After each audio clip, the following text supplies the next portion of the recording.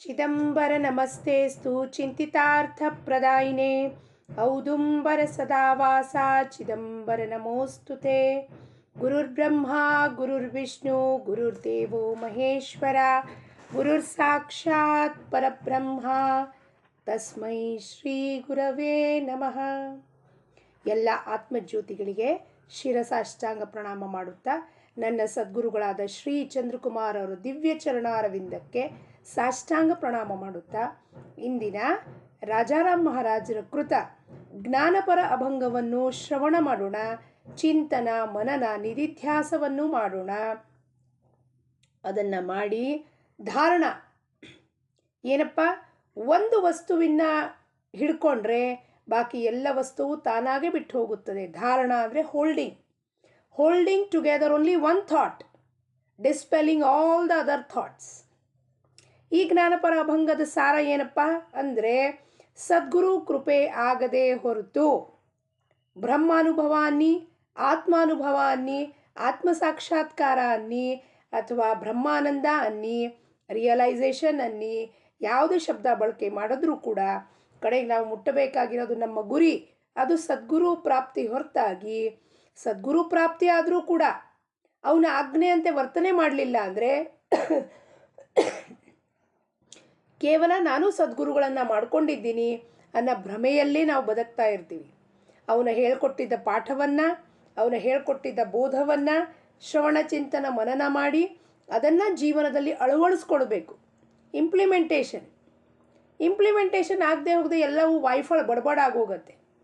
ಕೇವಲ ಬಾಯಿ ಇದೆ ಅಂದ್ಬಿಟ್ಟು ನಾವು ವೃಥ ಮಾತಾಡ್ತಿರ್ತೀವಿ ಕೆಲಸ ಇಲ್ಲದು. ಕಾರ್ಯಗತವಾಗಿ ಆ್ಯಕ್ಷನ್ನಲ್ಲಿ ಎಲ್ಲೂ ರಿಫ್ಲೆಕ್ಟ್ ಆಗಲಿಲ್ಲ ಅಂದರೆ ಆ ಪರಿವರ್ತನೆ ನಮ್ಮಲ್ಲಿ ಕಂಡು ಬರುವುದಿಲ್ಲ. ಪರಿವರ್ತನೆ ಆಗಬೇಕು, ಪರಿವರ್ತನೆ ಆಗಿದ್ದು ಕಾರ್ಯಗತವಾಗಬೇಕು, ಅದು ಹಸ್ತಗತ ಆಗಬೇಕು, ಇಂಪ್ಲಿಮೆಂಟ್ ಆಗಬೇಕು. ಆವಾಗ ಜೀವನ ಸಾರ್ಥಕವಾಗುತ್ತದೆ. ಏನು ಹೇಳ್ತಾರೆ ರಾಜಾರಾಮ್ ಮಹಾರಾಜರು? ಕಾಂಜಿ ಪಿವೋನಿಯಾ ಮಡತಿ ಹೋ ಅಮೃತ तरी त्याचा मृत्यू होय कैसा, तैसा सत्यबोध झाला नाही चित्ती, कैसी सुख शांती प्राप्त होय. आनंद तो चित्ता नव्हे कदा काळी, संशय काजळी न फिटता. दास म्हणे कृपा व्हावी सद्गुरूची, चिदंबर तोची अंगे होय. ಕಾಂಜಿ ಪಿವೋನಿಯಾ ಮಣತೀತೆ ಅಮೃತ. ಕಾಂಜಿ ಅಂದರೆ ಗಂಜಿ ಕುಡಿದ್ಬಿಟ್ಟು ನಾವು ಅಮೃತವನ್ನು ಕುಡಿದಿದ್ದೀವಿ ಅನ್ನೋ ಭ್ರಮೆ ಆಗ್ತಾ ಇದೆ ನಮಗೆ. ದೂರ ತ್ಯಾಚ ಮೃತ್ಯು ಹೋಯ ಕೈಸ. ಮೃತ್ಯು ಅಮೃತ ಕುಡಿದ್ರೆ ಅಮರ ಆಗ್ತಾನೆ. ನಾವು ಗಂಜಿ ಕುಡಿದ್ಬಿಟ್ಟು ನನಗೆ ಅಮರತ್ವ ಕೊಡಪ್ಪ ಭಗವಂತ ಪರಮಾತ್ಮ ಚಿದಂಬರ ಅಂತ ಕೇಳ್ತಾ ಇದ್ದೀವಿ. ಗಂಜಿ ಅಂದರೆ ಏನಪ್ಪ, ಇಲ್ಲಿ ಪ್ರಾಪಂಚಿಕ ಐಹಿಕ ಸುಖಗಳ ಹಿಂದೆ ಹೋಗಿ ನಾವು ಪರಮಾತ್ಮ ಸರ್ವ ಸತ್ತಾಧೀಶನಾದ ಪರಮಾತ್ಮ ಚಿದಂಬರನ್ನ ಬಿಟ್ಟುಬಿಟ್ಟು, ಚಿದಂಬರ ಅಂದರೆ ಅಮೃತ ಅಂದರೆ ಇನ್ಯಾವುದು ಏನೂ ಒಂದು ವಿಶೇಷವಾದ ವಸ್ತು ಅಲ್ಲ, ಅವನ ನಾಮವೇ ಅಮೃತ. ಅಮೃತಾಹುನಿ ಗೌಡ ನಾಮ ತುಜೇ ದೇವ ಅಂತ ಹೇಳ್ತಾರೆ. ಅಮೃತಕ್ಕಿನ್ನೂ ಸರ್ವಶ್ರೇಷ್ಠವಾದ ನಿನ್ನ ಸಿಹಿಯಾದ ನಿನ್ನ ನಾಮ ಅಂತ ಹೇಳ್ತಾರೆ ನಾಮದೇವರು. ಅಮೃತಾಹುನಿ ಗೌಡ ನಾಮ ತುಜೇ ದೇವಾ, नाम तुझे देवा, मन माझे केशवा, काबान घे. ಅಮೃತಕ್ಕಿನ್ನ ನೋಡಿ, ಅಮೃತ ನಾವು ಯಾರೂ ನೋಡಿಲ್ಲ. ನಾವು ಈಗ ಒಂದು ಜಿಲೇಬಿ ತಿಂದರೆ ಜಿಲೇಬಿ ಸಿಹಿ ಹೆಂಗಿದೆ ಅಂತ ಹೇಳಬಹುದು. ಅಮೃತ ನೋಡಿದ್ದೀವ? ನಾವು ನೋಡಿಲ್ಲ. ಆದರೆ ಅಮೃತ ತುಲ್ಯ ಅಮೃತಕ್ಕಿನ್ನೂ ಶ್ರೇಷ್ಠವಾದದ್ದು ಭಗವಂತನ ನಾಮ. ಆ ಚಿದಂಬರನ ನಾಮ ನಮ್ಮ ಬಾಯಲ್ಲಿ ಬರ್ತಿದೆ ಅಂದರೆ ನಾವು ಅಮೃತನೇ ಕುಡಿತಾ ಇದ್ದೀವಿ, ಹನಿ ಹನಿಯಾಗಿ ಅಮೃತವನ್ನು ಸೇವಿಸ್ತಾ ಇದ್ದೀವಿ. ಆದರೆ ನಾವು ಗಂಜಿನ ಕುಡಿದ್ಬಿಟ್ಟು, ಓಹೋ ನಾನು ಅಮೃತ ಕುಡಿದ್ಬಿಟ್ಟಿದ್ದೀನಿ, ಗಂಜಿ ಸೇವನೆ ಮಾಡ್ತಾ ಇದ್ದೀನಿ ನಿತ್ಯವಾಗಲೂ ನಾನು. ಏನು ವಿಷಯಾಸಕ್ತಿನಲ್ಲಿ ಮುಳುಗಿರೋದು. ವಿಷಯಾಸಕ್ತಿ ಎಂಬುವ ಗಂಜಿಯನ್ನು ಕುಡಿತಾ ದಿವಸ ಹಗಲು ರಾತ್ರಿ ವಿಷಯ ವಸ್ತು ವ್ಯಕ್ತಿ ಹಿಂದೆ ಹೋಗಿ ಆ ಗಂಜಿನ ಕುಡಿತಾ ಇದ್ದೀನಿ. ಅದನ್ನು ಕುಡಿದ್ಬಿಟ್ಟು ನಾನು ಭ್ರಮೆದಲ್ಲಿ ಒಂದು ಸ್ವಲ್ಪ ಯಾವಾಗಲೂ ಆಗೀಗ ಸಮಯ ತೆಗೆದು ಒಂದಿಷ್ಟು ಜಪ ಮಾಡೋದು, 2 ಅಭಂಗ ಹೇಳ್ಕೊಳ್ಳೋದು, 2 ನಿರೂಪಣ ಮಾಡಿಬಿಡೋದು, ಆಮೇಲೆ ಏನೋ ಬಂದುಬಿಟ್ಟು ನಾನು ಮಾಡಿಬಿಟ್ಟೇರಿ ಅಂದ್ಕೊಂಡು ನಾನು ಆ ಗಂಜಿನೇ ಕುಡಿತಾ ಇರೋದು. 90 ಭಾಗ ನಾನು ಗಂಜಿನೇ ಕುಡ್ಕೊಂಡು 10 ಭಾಗದಲ್ಲಿ ಯಾವಾಗೋ ಸಮಯ ಸಿಕ್ಕಾಗ ಅದು ನನಗೆ ಸಮಯ ಸಿಗಬೇಕು. ನನ್ನ ಪ್ರಾಪಂಚಿಕ ಕೆಲಸಗಳಿಂದ ಎಲ್ಲ ನನ್ನ ಪ್ರೊಫೆಷ್ನಲ್ಲು ಪರ್ಸ್ನಲ್ ಜಾಬ್ ಎಲ್ಲ ಕೆಲಸ ಮುಗಿಸ್ಕೊಂಡು ಆಮೇಲೆ ನನಗೆ ಸಮಯ ಸಿಕ್ಕಾಗ ಚಿದಂಬರನ ಪ್ರಯಾರಿಟಿ ಎಲ್ಲಿದೆಯಪ್ಪ? ಎಟ್ ಲಾಸ್ಟ್ ಫಸ್ಟು ಪ್ರಪಂಚ, ನಾನು, ನನ್ನ ಗಂಡ, ನನ್ನ ಮಕ್ಕಳು, ನನ್ನ ಆಸ್ತಿ, ನನ್ನ ಅಂತಸ್ತು, ಸ್ಟೇಟಸ್ಕೋ, ಪೊಸಿಷನ್ನು, ಅಕಾಡೆಮಿಕ್ಸು, ಡಿಗ್ರಿಗಳು, ಮನೆ ಮನೆತನ ಇವೆಲ್ಲ ಮುಗಿದಾದ ಮೇಲೆ ಆಮೇಲೆ ಬರ್ತಾನೆ ಚಿದಂಬರ ಲಾಸ್ಟಿಗೆ. ಆವಾಗ ನಾವೇನು ಮಾಡ್ತೀವಿ? ಸೌಡಿದ್ದಾಗ ಮಾಡ್ತೀವಿ ಬಿಡ್ರಿ, ಆಗೋದಿಲ್ಲ ಬಿಡ್ರಿ, ಮನೆ ತುಂಬ ಕೆಲಸ ಇದ್ದಾವೆ. ಹಂಗಿದ್ದಾಗ ದೂರಿ ತ್ಯಾಚ ಮೃತ್ಯು ಹೋಯ ಕೈಸ. ಮೃತ್ಯು ಅಂದರೆ ಇಲ್ಲಿ ಯಾರಿಗೆ ಮೃತ್ಯು ಆಗಬೇಕು? ಮನಸ್ಸಿಗೆ, ಅಹಂಭಾವಕ್ಕೆ, ಅಹಂಕಾರಕ್ಕೆ ಮೃತ್ಯು ಆಗಬೇಕು, ದೇಹಕ್ಕಲ್ಲ. ದೇಹ ಆಗಿರೋದು ಪಂಚಮಹಾಭೂತಗಳಿಂದ, ಅದಕ್ಕೆ ನಿರ್ಧಾರಿತ ಸಮಯ ಇದ್ದ ಯಾವ ದಿವಸ ಎಕ್ಸ್ಪೈರಿ ಡೇಟ್ ಬರುತ್ತೋ ಅವತ್ತು ಪರಮಾತ್ಮ ಉಸಿರಿಂದ ಉಫ್ ಅಂದ ಕೂಡಲೇ ಆಫ್ ಆಗೋಗತ್ತದು. ಅದನ್ನು ಯಾರೂ ತಡೆ ಹಿಡಿಲಿಕ್ಕೆ ಆಗೋದಿಲ್ಲ. ಬಹಳ ಏನಪ್ಪ ವಿಪರ್ಯಾಸ ಅಂದರೆ, ಯಾರಾದರೂ ಹೇಳಿದ್ರೆ ಅಯ್ಯೋ ಆಶ್ಚರ್ಯ ಆಗುತ್ತೆ, ಹೆಂಗೆ ಹೋಗಿಬಿಟ್ರು ಅಂತ ಹೇಳಿದಾಗ ನಗು ಬರುತ್ತೆ. ಪ್ರಪಂಚದಲ್ಲಿ ಚಿದಂಬರನೇ ಸತ್ತಾಧೀಶ ಅಂತ ಹೇಳ್ತೀವಿ, ಸೂತ್ರಧಾರ ಅಂತೀವಿ. ಸೂತ್ರಧಾರ ಆದಮೇಲೆ ಕೈಯಲ್ಲಿ ಸೂತ್ರ ಇದ್ಮೇಲೆ ಸೂತ್ರ ಎಳೆದ ಕೂಡಲೇ ಪಾತ್ರ ಮುಗಿದ್ಮೇಲೆ ಏನು ಮಾಡ್ತಾನವ ಈ ಪೃಥ್ವಿ ಮೇಲೆ? ಜನ ಮಾತಾಡಿದಾಗ ಎಂಥ ಒಂದು ನಗು ಬರಬಹುದು, ಅಥವಾ ಹಾಸ್ಯಾಸ್ಪದದ ಮಾತಿದು. ಆಶ್ಚರ್ಯ ಆಯಿತು ರೀ, ಹೆಂಗೆ ಹೋಗ್ಬಿಟ್ರು ಅವರು. ಇದರಲ್ಲಿ ಆಶ್ಚರ್ಯ ಪಡೋದು ಏನಿದೆ? ಇಲ್ಲಿ ಜನ್ಮದ ಡೇಟು ಫಿಕ್ಸ್ ಮಾಡಿ ಕಳಿಸಿದ್ದಾನೆ, ಮೃತ್ಯು ಡೇಟು ಫಿಕ್ಸ್ ಮಾಡಿ ಕಳಿಸಿದ್ದಾನೆ.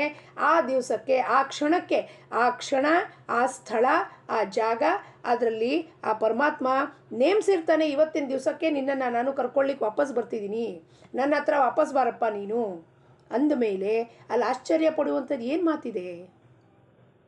ಈ ಆಶ್ಚರ್ಯ ಯಾರಿಗಾಗ್ತಿದೆ? ಮನಸ್ಸಿಗೆ.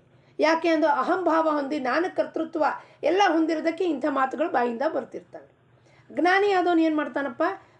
ಸದ್ಗುರು ಪ್ರಾಪ್ತಿ ಆದಮೇಲೆ ಅವನೇನು ಜೀವನದ ಈ ಘಟನೆಯಿಂದ ಪರಮಾತ್ಮ ಚಿದಂಬರ ನಿನ್ನ ಇಚ್ಛೆಯಿಂದ ನಡೀತಾ ಇದೆ ಅಂತ ಕೇವಲ ನೋಡ್ತಾನೆ ವಿನಃ ಅದ್ರ ಬಗ್ಗೆ ಯಾವ ಥರವಾದ ಮಾತಾಗಲಿ ಪ್ರತಿಕ್ರಿಯೆಯನ್ನು ಕೊಡೋದಿಲ್ಲ. ತೈಸಾ ಸತ್ಯ ಬೋಧ ಝಾಲಾ ನಾಹಿ ಚಿತ್ತಿ, ಕೈಸಿ ಸುಖ ಶಾಂತಿ ಪ್ರಾಪ್ತ ಹೋಯ. ಸತ್ಯದ ಬೋಧ ಚಿತ್ತಕ್ಕಾಗೇ ಇಲ್ಲ. ಚಿದಂಬರ ಅಂದರೆ ಏನು? ಚಿದಂಬರ ಅಂದರೆ ಅಜ್ಞಾನ. ಚಿದಂಬರ ಅಂದರೆ ಸರ್ವವ್ಯಾಪಕ. ಚಿದಂಬರ ಅಂದರೆ ಸತ್ಯಾಧೀಶ. ಚಿದಂಬರ ಅಂದರೆ ನಿಯಾಮಕ, ಕಂಟ್ರೋಲರ್ ಆಫ್ ಲೈಫ್. ಈ ಜೀವಕ್ಕೆ ಕಂಟ್ರೋಲ್ ಮಾಡ್ತಿರೋದೇ ಅವನು. ಹಂಗಂದಮೇಲೆ ಯಾವಾಗ ಹುಟ್ಟಿಸ್ಬೇಕು, ಯಾವಾಗ ಮರಣ ಕೊಡಬೇಕು, ಜೀವನದ ಮಧ್ಯದಲ್ಲಿ ಏನಿದು ನಡೀತಾ ಇದೆಯೋ ಫ್ಲೋ ಆಫ್ ಲೈಫ್, ಆ ಘಟನೆಗಳನ್ನು ನಿಯಂತ್ರಣ ಮಾಡ್ತಿರೋನು ಯಾರು? ಗೋಚರ ಮಾಡಿಸ್ತಿರೋನು ಯಾರು? ಅನ್ಫೋಲ್ಡ್ ಮಾಡಿಸ್ತಿರೋನು ಯಾರು? ಚಿದಂಬರನೇ ಮಾಡಿಸ್ತಿದ್ದಾನೆ. ಅಲ್ಲಿ ನಾನು ಅನ್ನೋದು ಎಲ್ಲಿಂದ ಬಂತಲ್ಲಿ? ಈ ನಾನು ಅನ್ನೋದು ಭ್ರಮೆಯಿಂದ ಹುಟ್ಟುಕೊಂಡು ಕರ್ತೃತ್ವ ಭಾವ ಹೊಂದುತ್ತಾ ಇದೆ ಜೀವ. ಅದಕ್ಕೆ ದುಃಖ ಸುಖ, ಬೇಜಾರು, ಗೋಳಾಟ, ಅಳು, ಅಹಂಕಾರ ಇವೆಲ್ಲವೂ ಯಾಕೆ? ದ ಫಾಲ್ಸ್ ಐಡೆಂಟಿಟಿ, ಈಗೋ. ಅದಕ್ಕೆ ಸತ್ಯದ ಬೋಧ ಯಾರು ಮಾಡಿಸ್ಕೊಡ್ತಾನೆ? ಬಂದು ಗುರು ಬಂದು ಮಾಡಿಸ್ಕೊಡ್ತಾನೆ, ಸದ್ಗುರು ಬಂದು ಮಾಡಿಸ್ಕೊಡ್ತಾನೆ. ನೀನು ಭ್ರಮೆಯಲ್ಲಿ ಬದುಕ್ತಾ ಇದೆಯಾ? ಇದು ಒಂದು ಜನ್ಮದಲ್ಲಿ ಹಿಂಗೆ ಬದುಕ್ತಾ ಇಲ್ಲ, ನೀನಿಂಥ 100 ಜನ್ಮದಲ್ಲಿ ಹಿಂಗೆ ಬದುಕ್ತಾ ಇದೆಯಾ. ಅದಕ್ಕೆ ರಾಜಾರಾಮ್ ಮಹಾರಾಜರು ಒಂದು ಅಭಂಗದಲ್ಲಿ ಹೇಳಿದ್ರು, ನಕೋ ತೀರ್ಥಯಾತ್ರ, ನಕೋ ವಾಯ್ಫಳ ವೃಥ ಜಪ ಅನುಷ್ಠಾನ. ಅಂದರೆ ಏನು ಹೇಳೋದು ತಾತ್ಪರ್ಯ ಇದೆ ಅವ್ರದ್ದು? ನೀ ಮಾಡಬಾರ್ದು ಅಂತದಲ್ಲ, ಇಂಥದ್ದು ನೀನು ಜನ್ಮಾಂತರದಲ್ಲಿ ಮನುಷ್ಯ ಜನ್ಮ ಹೊಂದಾಗ ಮಾಡ್ಕೊಂಡು ಬಂದಿದ್ಯಪ್ಪ, ಆದರೂ ನಿನ್ನ ಮನಸ್ಸಲ್ಲಿ ಪರಿವರ್ತನೆ ಆಗಿಲ್ವಲ್ಲಪ್ಪ ಅನ್ನೋದನ್ನು ಗೂಢಾರ್ಥವನ್ನು ತಿಳಿಸ್ಕೊಡ್ತಾರೆ. ಇಂಥ ಎಷ್ಟು ಜನ್ಮದಲ್ಲಿ ಜಪ ಮಾಡಿಲ್ಲ ನೀನು, ಎಷ್ಟು ಜನ್ಮದಲ್ಲಿ ಮುಳುಗಿಲ್ಲ ನೀನು ಗಂಗಾದಲ್ಲಿ ಹೋಗಿ, ಪ್ರಯಾಗದಲ್ಲಿ ಹೋಗಿ, ಎಷ್ಟು ಜನ್ಮದಲ್ಲಿ ಅನುಷ್ಠಾನ ಮಾಡಿಲ್ಲ, ಹೋಮ ಹವನಾದಿಗಳನ್ನು ಮಾಡಿಲ್ಲ. ಆದರೆ ಈ ಜನ್ಮದಲ್ಲಿ ಬಂದರೂ ಕೂಡ ಇನ್ನೂ ನನಗೆ ಬುದ್ಧಿ ಬರ್ತಾ ಇಲ್ವಲ್ಲಪ್ಪ ಅನ್ನೋದಕ್ಕೆ ವಿಪರ್ಯಾಸದಿಂದ ಈ ಮಾತುಗಳನ್ನು ಹೇಳ್ತಾರೆ. ನಕೋ ತೀರ್ಥಯಾತ್ರ, ಕಾಸಾಯಾಸಿ ತೀರ್ಥಯಾತ್ರ ಅಂತ ಹೇಳ್ತಾರೆ. ಎದಕ್ಕೆ ಬೇಕಪ್ಪ ತೀರ್ಥಯಾತ್ರ ನಿನಗೆ? ನಾವು ಅಭಂಗನ ತಪ್ಪಾಗಿ ತಿಳ್ಕೊಂಡು ರಾಜಾರಾಮ್ ಮಹಾರಾಜರು ಹೇಳ್ಬಿಟ್ಟಾರೆ ಹಂಗೆ ಹೆಂಗಾಗತ್ರಿ ಅಲ್ಲ, ಜನ್ಮಾಂತರದಿಂದ ಮಾಡ್ಕೊಂಡು ಬಂದಿದ್ದೀವಿ, ಅದನ್ನು ಇನ್ನೂ ನಮ್ಮ ಮನಸ್ಸಲ್ಲಿ ಬದಲಾವಣೆ ಆಗ್ತಿಲ್ಲಪ್ಪ ಅನ್ನೋದನ್ನು ಒಂದು ಬೇಜಾರು ಮಾಡಿಕೊಂಡು ಅತಿ ದುಃಖದಿಂದ ಹೇಳ್ತಾರೆ. ಇವರಿಗೆ ಚಿದಂಬರನ ಹೊರತಾಗಿ ಇನ್ನೂ ಒಂದಿಷ್ಟು ಆಸೆ ಆಮೀಷಗಳಿದೆಯಲ್ಲಪ್ಪ, ಈ ಆಸೆ ಆಮೀಷಗಳನ್ನು ಹೊಂದಿ ನೀವು ಚಿದಂಬರನ ಬಿಟ್ಟು ಹೋಗ್ತಾ ಇದ್ದಾರಲ್ಲ. ಚಿದಂಬರ ಅಂದರೆ ಯಾರು? ಕರುಣಾಮೂರ್ತಿ ಅಂತೀವಿ, ಕರುಣಾಸಾಗರ ಅಂತೀವಿ. ಆ ಕರುಣಾಸಾಗರದ ಪ್ರೇಮದಲ್ಲಿ ಒಂದು ದಿವಸ ನಾವು ಮುಳುಗಿಲ್ಲ. ಒಂದು ಹನಿದಾರು ಅವನು ಕರುಣೆ ನಮ್ಮ ಮೇಲೆ ಬಿದ್ದರೆ, ಸಿಂಪಡಣೆ ಆದರೆ ಎಂಥ ಒಂದು ಸ್ಥಿತಿಗೆ ಮುಟ್ತೀವಿ. ಆಖ್ಯಾನಗಳೆಲ್ಲ ನೋಡಿದ್ದೀವಿ. ಮೋತಿಲಾಲ್ ಆಖ್ಯಾನ, ದುರ್ಗಾಬಾಯಿ ಆಖ್ಯಾನ, ಇಂದುಬಾಯಿ ಆಖ್ಯಾನದಲ್ಲಿ ನೋಡಿದ್ದೀವಿ, ನಿಲವ್ವದಲ್ಲಿ ನೋಡಿದ್ದೀವಿ, ಎಷ್ಟು ನಾನಾ ಭಾಮ ಆಖ್ಯಾನದಲ್ಲಿ ನೋಡಿದ್ದೀವಿ. ಕೇಳ ತುಸೆ ಭಗವಾನ್ ಚಿದಂಬರ ಅಂತ ನಾನಾ ನಕ್ಕೋತ್ ಕೂತಿದ್ದಾನಂತೆ ಅವನು ತಿಪ್ಪಣ್ಣ. ಆಕೆ ಹೆಂಡ್ತಿಗೆ ಭಾಮಾಂಗ್ ಹಿಡ್ಕೊಂಡು ಹೋಗ್ತಿದ್ರೆ ನಕ್ಕೋತ್ ಕೂತಿದ್ದ, ನಿನ್ನ ನಾಟ ಕಣಪ್ಪ, ನನಗೆ ಅರ್ಥ ಆಗೋಗ್ಬಿಟ್ಟಿದೆ ಅಂತ. ನಾವು ಹಂಗೆ ಮಾಡ್ಲಿಕ್ಕೆ ಸಾಧ್ಯ ಇದೆಯಾ? ಜೀವನದಲ್ಲಿ ಒಂದು ಪ್ರಸಂಗ ಬಂದ ಕೂಡಲೇ ಆಗಲೇ ಹೆದರು ಓಡೋಗಿರ್ತೀವಿ ನಾವು. ಚಿಕ್ಕ ಪುಟ್ಟ ವಿಷಯಕ್ಕೆ ತಲೆ ಕೆಡಿಸ್ಕೋತೀವಿ. ಅವ್ರು ಇವ್ರು ಹೇಳಿದ ಮಾತಿಗೆ ಎಷ್ಟು ಓಗೂಡ್ತೀವಿ, ಎಷ್ಟು ರಿಯಾಕ್ಟ್ ಮಾಡ್ತೀವಿ, ಪವರ್ಫುಲ್ ಮಾಡಿಬಿಡ್ತೀವಿ ಜನನ ನಾವು. ಯಾಕೆ ಅಂದರೆ ನಮಗೇನು ಮಾಡಬೇಕು ಅನ್ನೋದೇ ತೋಚೋದಿಲ್ಲ. ಅದಕ್ಕೆ ಎಲ್ಲದಕ್ಕಿಂತ ಅಭಂಗದ ಸಾರ ಏನು? ಸದ್ಗುರು ಪ್ರಾಪ್ತಿ ಆಗದೆ ಹೊರತು, ಅವನ ಕೃಪಾ ಆಗದೆ ಹೊರತು ಇವೇನೂ ಗೋಚರ ಆಗೋದಿಲ್ಲ ನಮಗೆ. ನಾನು ಯಾರು, ನೀನು ಯಾರು ನೋಡ್ಕೋ ಹೋಗಪ್ಪ. ಹೂ ಆಮ್ ಐ ಅಂದರೆ ಏನಪ್ಪ? ಹೂ ಆಮ್ ಐ ಅಂದರೆ ಜಪ ಮಾಡೋದಲ್ಲ. ಇದನ್ನು ತಿಳ್ಕೊಳ್ಳೋದು ಏನು? ಇವೆಲ್ಲ ಮಾತು ಗೋಚರ ಆದಾಗ ನಾನು ಏನೂ ಮಾಡ್ತಾನೇ ಇಲ್ಲ. 24 ತಾಸದಲ್ಲಿ ಒಂದು ಕೆಲಸವೂ ನಾನು ಮಾಡ್ತಿಲ್ಲ. ಆ್ಯಕ್ಷನ್ನು ಎಲ್ಲ action is prompted by the divine. ಕೈ ಎತ್ತಬೇಕು ಅಂದರೆ ಅವನಲ್ಲಿ ಒಳಗಿಂದ ಚೈತನ್ಯ ಶಕ್ತಿ ನೀಡಿದ್ರೆ ಅವಾಗಲ್ಲಿ ಕೈ ನಾವು ಎತ್ತುತ್ತೀವಿ. ಕಾಲ್ನಡಿಗೆಯಿಂದ ಎಲ್ಲಿಗಾರು ಹೋಗ್ಲಿಕ್ಕೆ ಸಾಧ್ಯತೆ ಯಾವಾಗ? ಅವನು ಚೈತನ್ಯ ಅಲ್ಲಿ ಒಳಗೆ ಕೂತಿರೋನು ಡೈರೆಕ್ಟ್ ಮಾಡಿದ್ರೆ ಮಾತ್ರ ಹೋಗ್ಲಿಕ್ಕೆ ಸಾಧ್ಯ. ಇಲ್ಲ ಅಂದರೆ ಏನೂ ಆಗೋದಿಲ್ಲ. ಆದರೆ ಇವೆಲ್ಲವೂ ಗೊತ್ತು ನಮಗೆ, ಪುರಾಣದಲ್ಲಿ ಓದಿದ್ದೀವಿ, ಭಾಗವತ ಅದು ಇದು ಎಲ್ಲ ಗೊತ್ತಿದೆ. ಆದರೆ ಕಾರ್ಯಗತವಾಗಿ ಬಂದಾಗ ವಿವೇಕ ಶೂನ್ಯರಾಗ್ಬಿಡ್ತೀವಿ ನಾವು. ಹೀಗೆಲ್ಲ ಇದ್ದಾಗ ಚಿತ್ತದಲ್ಲಿ ಸತ್ಯಬೋಧ ಆಗದೆ ಹೊರತು ಸುಖ ಶಾಂತಿ ಪ್ರಾಪ್ತಿ ಹೆಂಗಾಗುತ್ತೆ? ಎಂಥ ಸುಖ ಶಾಂತಿ? Eternal piece. ಹೋಗು ಬರುವಂಥ ಪೀಸ್ ಅಲ್ಲ. 4 ಭಜನೆ ಮಾಡಿದ್ರೆ ಸಮಾಧಾನ ಆಯಿತು, ಭಜನೆಯಿಂದ ಆಚೆ ಬಂದ ಕೂಡಲೇ ಆಗಲೇ ಮಟ್ಗೋಳಾಟ ಶುರು. 1 ತಾಸು ಪ್ರವಚನ ಕೇಳ್ಕೊಂಡು ಬಂದಿದ್ದೀನಿ, ಆಹಾ ಗುರುಗಳೇ ಎಷ್ಟು ಚೆನ್ನಾಗಿ ಹೇಳ್ಕೊಟ್ರಿ, ಎಷ್ಟು ಚೆನ್ನಾಗಿ ನೀವು ಹೇಳಿದ್ರಪ್ಪ ಅಂತ ಗುರುನ ಸರ್ಟಿಫಿಕೇಟ್ ಕೊಟ್ಟು ಬರ್ತೀವಿ. ಆದರೆ ಮತ್ತೆ ಮನೆಗೆ ಬಂದಮೇಲೆ ಆಗಲೇ ಮಕ್ಕಳೇನೋ ಹೇಳಿದ್ರು, ಹೆಣ್ಮಗಳೇನೋ ಹೇಳಿದ್ರು, ಗಂಡು ಮಗ ನನ್ನ ಮಾತು ಕೇಳ್ತಿಲ್ಲ, ಆಸ್ತಿ ಸಲುವಾಗಿ ಜಗಳ ಮಾಡ್ಲಿಕ್ಕತ್ತೇನೆ, ಅಷ್ಟರಲ್ಲಾಗಲೇ ಕಿತ್ತಾಟ ಶುರು ಆದ ಕೂಡಲೇ ಅಲ್ಲಿ ಹೇಳಿದ ಪ್ರವಚನದ ಮಾತೆಲ್ಲ ಬಿಟ್ಟು ಹೋಗುತ್ತೆ. ಹೊಳೆನಲ್ಲಿ ಹುಣಸೆ ಹಣ್ಣು ತೊಳ್ದಂಗೆ ಆಗತ್ತೆ. ಆನಂದತೋ ಚಿತ್ತ ನವೇ ಕದಾ ಕಾಳಿ, ಸಂಶಯ ಕಾಜಳಿ ನ ಪಿಟತ. ಸಂಶಯ, ಡೌಟು. ಒಮ್ಮೆ ಸದ್ಗುರು ಮಾಡ್ಕೊಂಡ್ವಾ, ಸದ್ಗುರು ಏನು ಮಾಡ್ತಾನೋ ಅದು ನನ್ನ ನಿಜ ಹಿತಕ್ಕೆ, ನನ್ನ ಉದ್ಧಾರಕ್ಕೆ ಮಾಡ್ತಿದ್ದಾನೆ ಅಂದ್ಬಿಟ್ಟು ಅವನು ಹೇಳಿದ್ದು ಅವನು ಭೌತಿಕದಲ್ಲಿರಲಿ ಅಥವಾ ಭೌತಿಕಲ್ಲಿ ಇಲ್ಲದೇ ಇರಲಿ, ಕಣ್ಮುಂದು ಗೋಚರವಾಗಲಿ ಅಥವಾ ಅಗೋಚರವಾಗಲಿ, ದೇಹದಲ್ಲಿರಬಹುದು ಅಥವಾ ದೇಹಾತೀತನಾಗಿರಬಹುದು ಗುರು. ನಾವು ಎಲ್ಲಿವರೆಗೂ ಸಂಶಯ ವೈ ಅನ್ನೋ ಪ್ರಶ್ನೆ ಬಂತು, ಕ್ವೆಶ್ಚನ್ ಮಾರ್ಕ್ ಬಂತು, ನಮ್ಮ ಸಾಧನೆಯಿಂದ ನಾವು ಬಿದ್ದು ಹೋಗ್ತೀವಿ. ನಾವು ಸಂಶಯ ಕಾಜಳಿ ನ ಪಿಟತ, ಸಂಶಯ ಎಂಬ ಕಪ್ಪನ್ನು, ಅಜ್ಞಾನವನ್ನು ಮರೆಮಾಚಿದಾಗ ಅವಾಗ ಜ್ಞಾನ ಬರಲಿಕ್ಕೆ ಸಾಧ್ಯವೇ ಇಲ್ಲ. ಒಂದು ಪ್ರಶ್ನೆ ನಾವು ಮಾಡಿದ್ರೆ ಯಾಕೆ ನನಗೆ ಯಾಕೆ ಹೇಳಿದ್ರಿ, ಯಾಕೆ, ಏನು, ಎತ್ತ, ಒಂದು ಪ್ರಶ್ನೆಗಳು ಶುರುವಾಯ್ತಾ ಸುರಿಮಳೆ, ನಾವು ಡೌನ್ಫಾಲ್. ಸ್ನೇಕ್ಸ್ ಆ್ಯಂಡ್ ಲ್ಯಾಡರ್ಸಲ್ಲಿ 98 ಮನೆಯಲ್ಲಿದ್ದರೂ ಸಾಧಕ 3 ಮನೆಗೆ ಹೋಗಿ ಬಂದು ಬಿದ್ದು ಹೋಗ್ತಾನೆ. ಮತ್ತೆ ಸಾಧನ ಶುರು ಮಾಡಬೇಕಾಗತ್ತೆ ನಾವು. ಆನಂದತೋ ಚಿತ್ತ ನವೇ ಕದಾ ಕಾಳಿ. ಆನಂದ ಎಂಬುದು ಪರ್ಮನೆಂಟು, ಸುಖ ದುಃಖ ಬಂದು ಹೋಗು ಮಾಡುತ್ತಿರ್ತವೆ. ಹಾಗಾಗಿ ಎರಡನ್ನು ಮಿಕ್ಸ್ ಮಾಡ್ಕೋಬಾರ್ದು. ನಾನು ಆನಂದದಲ್ಲಿದ್ದೀನಿ, ಆದರೆ ಮರುಕ್ಷಣಕ್ಕೆ ನೋಡಿದ್ರೆ ನೀವು ಡಿಸ್ಟರ್ಬ್ಡ್, ಆಮೇಲೆ ಪರ್ಟರ್ಬ್ಡ್ ಆಗಿದ್ದೀರಾ ಒಂದು ವಿಷಯಕ್ಕೆ, ಅದು ನಿಮ್ಮ ಆನಂದ ಅಲ್ಲ, ನಿಮಗೆ ಭ್ರಮೆ. ನಾನು ಆನಂದದಲ್ಲಿದ್ದೀನಿ, I am in bliss. No, you are not in bliss, you are in illusion that I am in bliss ಅಂತ.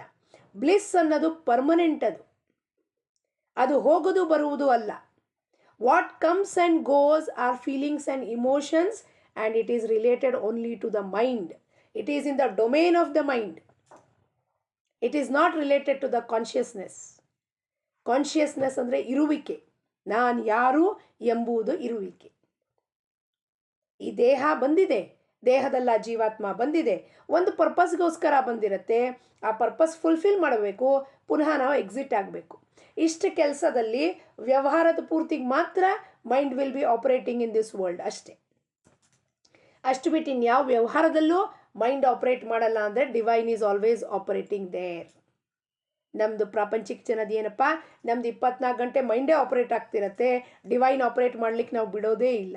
ಯಾಕೆಂದರೆ ಲಗಾಮ ಅವನ ಕೈಯಿಂದ ಕಿತ್ಕೊಂಡು ನಾವು ನಮ್ಮ ಕೈಯಲ್ಲಿ ಇಟ್ಕೊಂಡು ಕೂತಿದ್ದೀವಿ. ಏನು, ನಾನೇ ಎಲ್ಲ ಮಾಡುವುದು, ಇದು ನನ್ನಿಂದಾನೇ ಆಗಿರೋದು, ಇದು ನಾನು ಮಾಡಿದ್ರೆ ಆಗತ್ತೆ ಕೆಲಸಗಳು. ಪ್ರಪಂಚದಲ್ಲಿರಬಹುದು, ಪರಮಾರ್ಥದಲ್ಲಿರಬಹುದು, ಎಲ್ಲಿವರೆಗೂ ಸಂಶಯ ಹೋಗೋದಿಲ್ವೋ ಅಲ್ಲಿವರೆಗೂ ಚಿತ್ತಕ್ಕೆ ಆನಂದ ಯಾವತ್ತಿಗೂ ಸಿಗಲಿಕ್ಕೆ ಸಾಧ್ಯತೆ ಇಲ್ಲ. ಅದಕ್ಕೆ ಏನಾಗಬೇಕಪ್ಪ? ದಾಸಮಣೆ ಕೃಪಾ ಭಾವಿ ಸದ್ಗುರುಚಿ. ಸದ್ಗುರು ಕೃಪಾ ಆಗದೆ ಹೊರತು ಆನಂದ ತಿಳಿಯೋದಿಲ್ಲ, ಅಮೃತ ತಿಳಿಯೋದಿಲ್ಲ. ಮೃತ್ಯು ಈಗೋ ವಿಲ್ ನಾಟ್ ಡೈ, ಚಿದಂಬರ ತೋಚಿ ಅಂಗೆ ಹೋಯ. ಸದ್ಗುರು ಕೃಪಾ ಆದರೆ ಮಾತ್ರ ಚಿದಂಬರ ತೋಚಿ ಅಂಗೆ ಹೋಯ ಅಂದರೆ ಆ ಬ್ರಹ್ಮಾನುಭವ, ಆತ್ಮಾನುಭವ, ಭಗವಂತ ಇಲ್ಲಿ ಒಳಗಿದ್ದಾನೆ ಎಂಬುವುದು ಭಾವನೆ ದೃಢವಾಗಿ ಸ್ಥಿರ ಆಗೋದು. ಅದಕ್ಕೆ ರಾಜಾರಾಮ್ ಮಹಾರಾಜರು ಹೇಳಿದ್ರು, ಸ್ಥಿರ ಕರೋ ಮೇರೆ ಮನ ಚಿದಂಬರ. ಏನು ಸ್ಥಿರ ಮಾಡ್ಬೇಕು ನನ್ನ ಮನಸ್ಸನ್ನು? ನೀನು ನನ್ನ ಒಳಗಿದ್ಯಪ್ಪ ಚೈತನ್ಯ, ನಿನ್ನಿಂದ ಇವೆಲ್ಲ ನಡೀತಾ ಇರೋದು ಅನ್ನೋದನ್ನ ಭಾವನೆಯನ್ನು ನನ್ನೊಳಗೆ ಸ್ಥಿರ ಮಾಡಿ ನನ್ನ ಮನಸ್ಸನ್ನು ಸಂಪೂರ್ಣವಾಗಿ ನಿನ್ನಲ್ಲಿ ನೆಲೆಸಪ್ಪ ಚಿದಂಬರ ಅಂತ ಹೇಳಿದ್ದವರು. ಸ್ಥಿರ ಕರೋ ಮೇರೆ ಮನ ಚಿದಂಬರ. ಪ್ರಾಪಂಚಿಕ ಅನುಭವವನ್ನು ಹೇಳಿದ್ರು ಅದರಲ್ಲಿ. ನನ್ನ ಕೈಕಾಲು ನೋಯಿಸ್ಲಿಕ್ಕತ್ತಿದೆ, ದೇಹ ಜರ್ಜರ ಆಗ್ತಿದೆ, ಕ್ಷೀಣ ಆಗ್ತಿದೆ, ಚಿತ್ತ ಉದಾಸೀನ ನಹಿ ಮುಜಿ ಚಯನ. ಏನೇ ಕೆಲಸ ಮಾಡ್ತೀನಿ ಕ್ಷಣಿಕವಾಗಿ ಭಾಳ ನನಗೆ ಇದನ್ಸುತ್ತೆ, ಓಹೋ ಈ ಕೆಲಸ ಮಾಡಿಬಿಟ್ಟೆ, ಐ ಹ್ಯಾವ್ ಅಚೀವ್ಡ್ ದಿಸ್ ಅಂತ. ಮರುಕ್ಷಣ ಆ ಅಚೀವ್ಮೆಂಟ್ ಕಿತ್ಕೊಂಡು ಹೋಗುತ್ತೆ. ಅಚೀವ್ಮೆಂಟ್ ಮಾಡೋ ತನಕ ಹೋರಾಟ, ರಜೋ ತಮೋ ಗುಣಗಳಿಂದ ಹೋರಾಟ ಮಾಡ್ತಿರ್ತೀವಿ. ರಜೋಗುಣ ಪ್ರಾಬಲ್ಯ ಆಗೋಗಿರುತ್ತಲ್ಲಿ ಹೋರಾಟ ಮಾಡೋವಾಗ, ನಾನು ಮಾಡ್ತಿದ್ದೀನಿ ಆ್ಯಕ್ಟಿವಿಟಿ ಅಂತ. ಆದರೆ ಅದು ಅಚೀವ್ ಆದಮೇಲೆ ಜನ ಕೊಂಡಾಡಿದ್ರು, ಮಾಲೆಗಳು ಹಾಕಿದ್ರು. ಮರುಕ್ಷಣ ಏನಾಯಿತು? ಅಷ್ಟು ಕ್ಷಣಕ್ಕೆ ಮಾತ್ರ ಇರುತ್ತೆ, ಸ್ಪೆಸಿಫಿಕ್ ಟೈಮಿಗೆ ದ್ಯಾಟ್ ಹ್ಯಾಪಿನೆಸ್ ಆ್ಯಂಡ್ ಆನರ್. ಮರುಕ್ಷಣ ಆನರು ಕಿತ್ಕೊಂಡು ಹೋಯಿತು, ಹ್ಯಾಪಿನೆಸ್ಸು ಕಿತ್ಕೊಂಡು ಹೋಯಿತು. ಹ್ಯಾಪಿನೆಸ್ಗೂ ಮತ್ತು ಆನಂದಕ್ಕೂ, ಬ್ಲಿಸ್ಗೂ ಬಹಳ ವ್ಯತ್ಯಾಸ ಇದೆ. ಬ್ಲಿಸ್ ಈಸ್ ಪರ್ಮನೆಂಟ್, ಅದು ಹೋಗೋದು ಬರೋದು, it doesn't come and go, it is permanent always when you are still and abide in yourself. ಆದರೆ happiness, joy, sorrow comes and goes. It comes and goes with the situation, people. ನಾವು ಎಲ್ಲಿ ಹೋಗು ನೆಲೆಸಬೇಕಾಗಿದೆ? Permanent ಆನಂದದಲ್ಲಿ ನೆಲೆಸಬೇಕಾಗಿದೆ. ಅದಕ್ಕೆ ಸದ್ಗುರು ಕೃಪಾ ಆಗದಲ್ಲೇ ಹೊರತು ಇವು ಯಾವುದೋ ಮಾತು ಗೋಚರ ಆಗುವುದಿಲ್ಲ. ಚಿದಂಬರ ನಮ್ಮ ಒಳಗಿದ್ದಾನೆ, ಸ್ಥಿರವಾಗಿ ಅವನಲ್ಲಿ ಒಂದಾಗೋ ಪರಿಸ್ಥಿತಿ ಉಂಟಾಗಬೇಕಾದ್ರೆ ನಾವು ಸದ್ಗುರುಗೆ ಶರಣು ಹೋಗಲೇಬೇಕು. ಶರಣು ಹೋಗೋದಂದ್ರೆ ಏನಪ್ಪ? ಅವನು ಹೋಗಿ ಕಾಲಿಗೆ ಬೀಳೋದಲ್ಲ. ಅವನು ಹೇಳಿದ್ದ ಬೋಧವನ್ನು, ಅವನು ಹೇಳಿದ ವಚನಗಳನ್ನು ನಮ್ಮ ಜೀವನದಲ್ಲಿ ರಕ್ತಗತವಾಗಬೇಕು. ಅವನು ಕಣಕಣವೂ ಸದ್ಗುರು ಕುಣಿತಾ ಇರಬೇಕು. ಅದರಲ್ಲಿ ಸದ್ಗುರು ಮಾತು ಪ್ರತಿಯೊಂದು ಶರೀರದ ರೋಮ ಛಿದ್ರಗಳಲ್ಲಿ ಚಿದಂಬರ ಚಿದಂಬರ ಚಿದಂಬರ ಅಂತ ರೋಮ ಛಿದ್ರಗಳಲ್ಲಿ ಪ್ರತಿಯೊಂದು ರೋಮ ಛಿದ್ರ ಕೂಗು ಹೇಳಬೇಕು. ಚಿದಂಬರ ಅಪ್ಪ, ನಿನ್ನ ಹೊರತಾಗಿ ನನಗೆ ಯಾರೂ ಆಧಾರವಿಲ್ಲ. ಚಿದಂಬರ, ನಿನ್ನ ಹೊರತಾಗಿ ನನಗೆ ಯಾರೂ ಬೇಕಾಗಿಲ್ಲ. ಪ್ರಪಂಚನ ನಿವಾಳಿಸಿ ಒಗೆದು ಬಿಡ್ಬೇಕು ಅವನ ಪಾದಚರಣದಲ್ಲಿ. ಆವಾಗ ಅವನಿಗೆ ಮೇಲೆ ಪ್ರೀತಿ ಬರುತ್ತೆ. ಫಸ್ಟ್ ನಾವೇನು ಮಾಡಬೇಕಪ್ಪ? ಅವನನ್ನು ಲವ್ ಮಾಡೋದು ಕಲಿಬೇಕು. ಅಂದರೆ ನಾಮಸ್ಮರಣೆ ಮಾಡೋದು ಕಲಿಬೇಕು ಫಸ್ಟ್. ನಮಗೆ ಬೇಕಾಬಿಟ್ಟಿ ಆದಾಗ ನಾಮಸ್ಮರಣೆ ಮಾಡೋದಲ್ಲ. ಲವ್ ಮಾಡಿದ್ರೆ ಹೆಂಗೆ ಮಾಡಿರ್ತೀವಿ ನಾವು? ನಮ್ಮವ್ರನ್ನ ಲವ್ ಹೆಂಗೆ ಮಾಡ್ತೀವಿ ನಾವು? ಬೆಳಗ್ಗೆ ರಾತ್ರಿ 50 ವಿಡಿಯೋ ಕಾಲ್ಸ್ ಮಾಡ್ತೀವಿ ನಮ್ಮ ಮಗ ಅಮೆರಿಕಾದಲ್ಲಿದ್ದರೆ. ಹಂಗೆ ಚಿದಂಬರನ ಲವ್ ಮಾಡಬೇಕು. 50 ಬಾರಿ ನಾಮಸ್ಮರಣೆ, ಕೂತಾಗ ನಿಂತಾಗ ಹೋಗುವಾಗ ಬರುವಾಗ ನಾಮಸ್ಮರಣೆ, ಸದಾ ಕಾಲ ಜಪಮಾಲೆ ಹಿಡ್ಕೊಂಡು ಓಡಾಡ್ತಿರ್ಬೇಕು. ಚಿದಂಬರ ಚಿದಂಬರ ಚಿದಂಬರ ಅನ್ಕೋತ. ಅವಾಗ ಲವ್ ಶುರುವಾಗುತ್ತಲ್ಲಿ. ಲವ್ ಶುರುವಾಯಿತು ಅಂದರೆ ನಾಮಸ್ಮರಣೆ ದೃಢ ಆಗತ್ತೆ. ಅವಾಗ ನಾವು ಏನು ಸಂಕಲ್ಪ ಮಾಡ್ತೀವೋ ಆ ಗುರಿ, ನಾವು ಉಸಿರಿರೋ ತನಕ ಅಂಥ ಗುರಿ ಮಾಡ್ಕೋಬೇಕು. ಏನು? ನಿನ್ನ ನಾಮದ ಹೊರತಾಗಿ ನಾನು ಇನ್ನೇನು ಮಾಡೋದಿಲ್ಲಪ್ಪ ಚಿದಂಬರ. ಅವಾಗ ಚಿದಂಬರ ದರ್ಶನ ಕೊಡ್ತಾನೆ ನಮಗೆ. ಅಂಥ ಪ್ರೀತಿ ಫಸ್ಟ್ ಬರಬೇಕು ಅವನ ಮೇಲೆ. ಎಂಥ ಪ್ರೀತಿ ಮೀರಾಬಾಯಿ ಮಾಡಿದ್ಲೋ ಅಂಥ ಪ್ರೀತಿ ನಮಗೆ ಬರಬೇಕು. ಅವಾಗ ಚಿದಂಬರನ ಹೊರತಾಗಿ ನಿಮ್ಮ ತಲೆ ಒಳಗೆ ಒಂದು ವಿಷಯನೂ ಬರೋದಿಲ್ಲ, ಒಂದು ಮಾತು ಬರೋದಿಲ್ಲ. ವ್ಯರ್ಥವಾಗಿ ನಿಮ್ಮ ಉಸಿರನ್ನು, ನಿಮ್ಮ ಟೈಮ್ ಆ್ಯಂಡ್ ಎನರ್ಜಿ ನೀವು ಯಾರ ಮೇಲೂ ವೇಸ್ಟ್ ಮಾಡೋದಿಲ್ಲ. ಅಭಂಗ ಪುಷ್ಪವನ್ನು ರಾಜಾರಾಮ್ ಮಹಾರಾಜರ ಚರಣಕ್ಕೆ ಅರ್ಪಣೆ ಮಾಡುತ್ತಾ, ಲೋಕಾಹ ಸಮಸ್ತಾಹ ಸುಖಿನೋ ಭವಂತು. ಜೈ ಚಿದಂಬರ.